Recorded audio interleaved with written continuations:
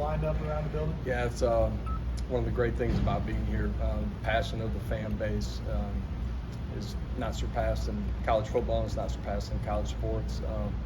You look at how our fans travel when we're on the road, what Saturdays in Neyland look like.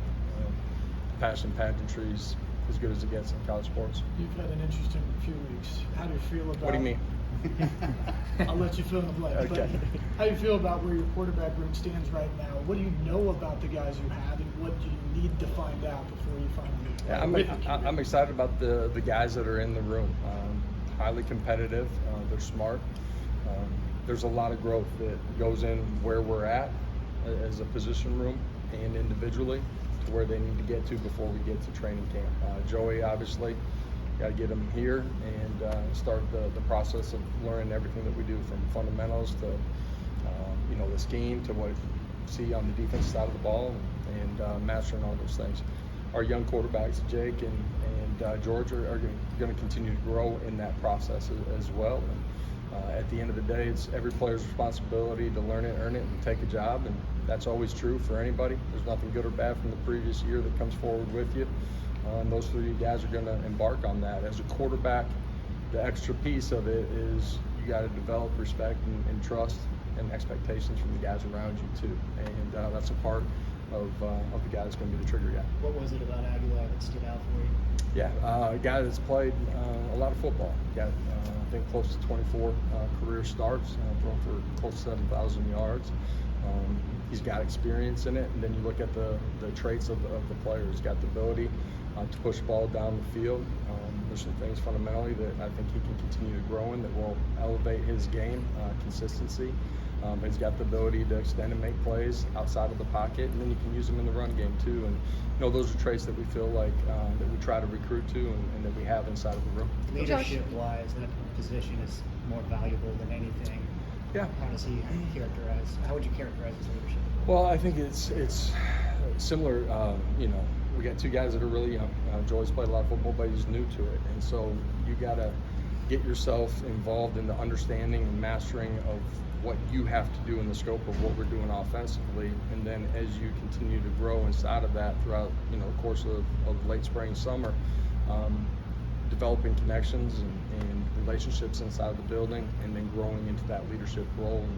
And at the end of the day, quarterback's a dependent position. You're depending on the 10 other guys around you, and they got to play at a high level. And that's a fun part of this, as we get into the summer, getting around our guys, and then certainly once we're in training camp too. Josh, you recently said no one's bigger than the power T. So, I'm wondering what's the challenge of trying to instill the loyalty and buy-in that was once just kind of a given in college football in today's landscape? Well, it's a different landscape, and at the end of the day, it's our job to operate inside of that landscape. And players have the opportunity to leave a program or to join a program for multiple reasons. And I think it's important that you're recruiting the traits that you want at different positions, and you try to find a guy that's going to fit inside of the culture and develop the leadership from within too. What would you like to see as a coach? Kind of a big question here, but what would you like to see? Man, I got responsibilities here in about 30 minutes, so I won't be able to go through all that. End of the day, this is the landscape that we're in, and there's a lot of factors that go into how you make changes and what those changes can be. There's a lot of different hoops that people got to find a way to thread the needle between, and so this game is completely different than when I first took over as a head coach. It's different than it was 4 years ago, 3 years ago. It's constantly evolving, and our job to navigate that space the best that we can. Josh, some programs have a GM to sort of take the burden off Yeah. of the coach this time of year. Is this you offering your resume? Didn't pay well enough. Yeah. Some of them pay really good. Yeah. Have you thought about it, or do you already have guys that sort of do that job but don't have that title? Man, we got a really good group of people that handle everything that goes into the recruitment process. Our personnel side of it, what we're doing on the high school side of it, and then on the portal side of it. There's constant communication of the projection of our roster, what are the needs. and then, you know, our on-campus and true recruiting department as well. And so you tie all those things together. There's a lot of things that you got to navigate in the selection of a player. That's high school and that's portal. You're looking at the physical traits and playing style of the player. You're looking at the developmental plan, right? You're looking at, you know, what are the deficiencies and where you got to grow or where you think he can grow to. You're looking at injury history, culture fit. So there's a lot of different things that go into it. And you try to find the right guy at the right time. And But right you get the final say in anything that you guys do transaction-wise. I'm certainly a part of the decision process, yes.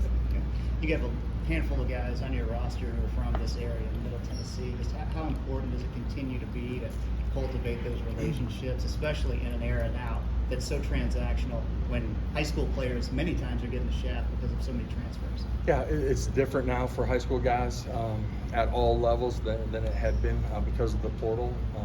But for us, from the day that we got there, it's been really important for us to recruit this state and mid-state the right way. And that goes from the communication to, you know, coaches and people that have their boots on the ground.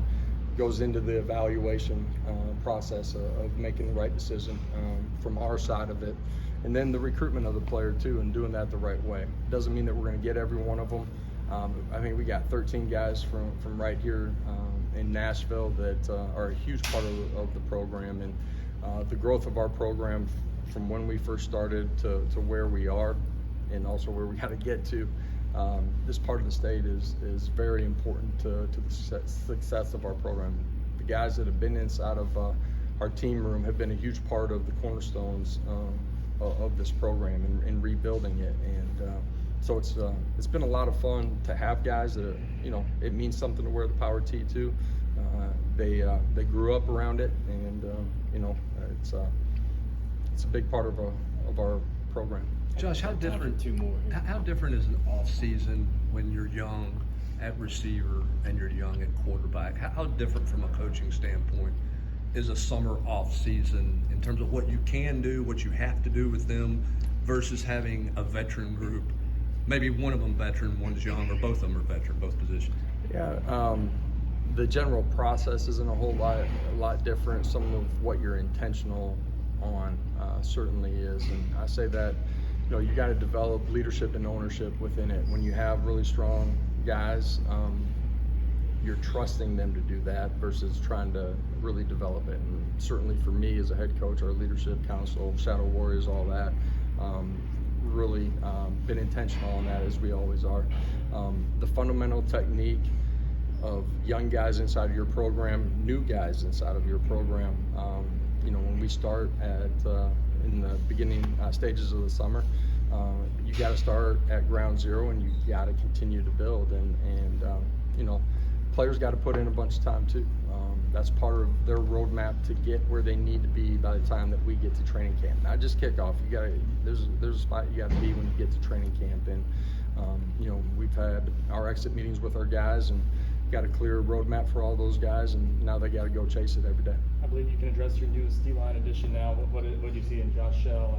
Can I? Yeah. Okay. And, All right. and what were you looking Check. for at that position? Yeah, at the end of the day, you're looking for physical traits and the opportunity that you feel like you can continue to develop that.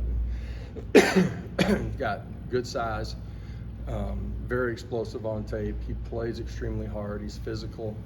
You know, he's played on the edge, played on the interior. I think that he'll play primarily on the interior for us. We got great leadership inside of that room. Coach Garner and our defensive line staff, Coach Heupel, have done a great job of developing those guys. Excited to get him on board and start that process. Thank you.